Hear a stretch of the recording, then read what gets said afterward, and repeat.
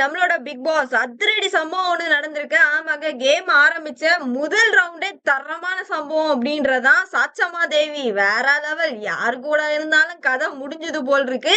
நம்மளோட பவிக்கு முதல்ல இந்த டாஸ்க் ஆரம்பிக்கும் போது அந்த நேம் இருந்தது, யாரெல்லாம் பக்கத்துல வச்சுக்கிறாங்களோ அவங்க எல்லாம் அவுட் ஆயிடுறாங்க அப்படின்ட்டு. இப்ப சாச்சமா தேவி அந்த டைட்டில கையில எடுத்திருக்காங்க அப்படின்றதா.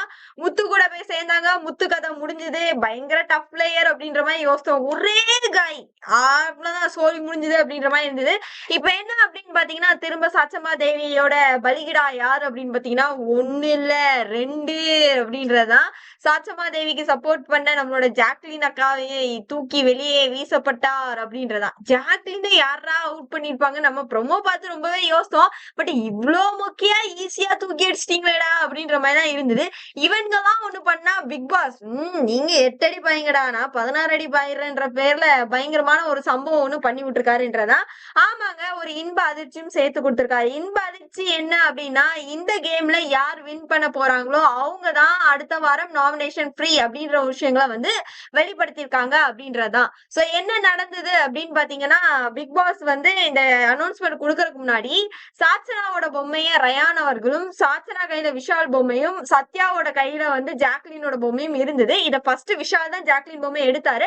அப்புறம் அதை அப்படியே டர்ன் பண்ணி விட்டாரு அப்படின்றதா. சத்யா கிட்ட ஸ்வாப் பண்ணி விட்டுறாங்க. சோ இப்ப என்னன்னா, பயங்கரமா கேம் சூடு பிடிக்குது. சாச்சனா என்னன்னா, அவங்க பொம்மை உள்ள போயிருச்சு அப்படின்னா, ஜாக்லின் வாக்கு கொடுத்த மாதிரி நானும் நிக்கிறேன் அப்படின்ற மாதிரி நிக்கிறாங்க. விஷாலோட பொம்மை உள்ளுக்கு வைக்க மாட்டேன். சோ இன்னைக்கு ஃபுல்லா ரன் ஆகும் அப்படின்னு பார்க்கும் போதுதான் என்ன ஆகுது அப்படின்னு பாத்தீங்கன்னா, பிக் பாஸ் ஆப்பு வைக்கிறேன். ஏண்டாடே, நாங்க கஷ்டப்பட்டு ஷோவை தான் நீங்க ஒரு பொம்மையை வச்சுக்கிட்டு 9 மணி நேரம் இருப்பீங்களா, இந்த வைக்கிறேன் பாரு ஆப்பு அப்படின்னு 10 நிமிஷத்துல உள்ள போகணும் இல்ல அப்படின்ற மாதிரி மிரட்டல் கொடுக்காரு. அப்புறம் 5 நிமிஷம் தான் இருக்குது, உள்ள வைக்கலன்னா 2 பொம்மையும் தூக்கி விலாசப்படும் அப்படின்ற மாதிரி சொல்லையும், ஜாக்லினுக்கு நான் போனா எனக்கு பெரிய விஷயம் இல்ல, என் கூட சேர்ந்து விஷால் வராம பாருங்க. ஏன்னா அவங்களோட டார்கெட் விஷால் தான். விஷால் வராம பாருங்க, எனக்கு அது சந்தோஷம். அதனால 2 பொம்மையும் சேர்ந்து போகட்டும்னு சாச்சனாவை கான்பிடண்டா புடிச்சு வச்சிருக்காங்க அப்படின்றதுதான் ஒரு பக்கம். விஷாலும் அவருமே சத்யா விஷாலுக்காக உசுர கொடுத்து நின்றுட்டு இருக்காரு. எனக்காக ஹெல்ப் பண்ணா நான் நிக்கிறேன் அப்படின்ற மாதிரி.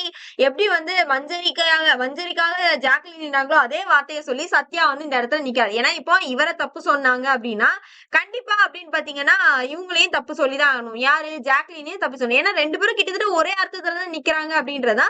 சோ இந்த ஒரு விஷயங்கள் அப்படின்றது நடந்துட்டு இருக்கு அப்படின்றத பார்க்க முடியுது.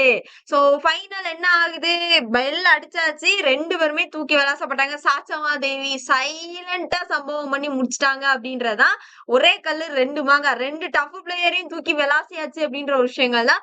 பரவாயில்ல, கேம் எதிர்பார்த்ததை விட வேற லெவல்ல சம்பவம் போயிருக்கு அப்படின்றதான். சோ இனிமே டைமிங் அலர்ட் தான். இந்த டைமிங்குள்ள வைக்கணும், இல்லைன்னா 2 பேரா தூக்கப்படும், இல்ல 3 பேர் வெளியே இருந்தா 3 பொம்மையும் தூக்கப்படும்ன்றதான். சோ போட்டியாளர்கள் கேம் சுவாரஸ்யப்படுத்துறாங்களா இல்ல ஈஸியா தூக்கி விளாசுறாங்களா அப்படின்றத தெரிஞ்சுக்கிறது தான்.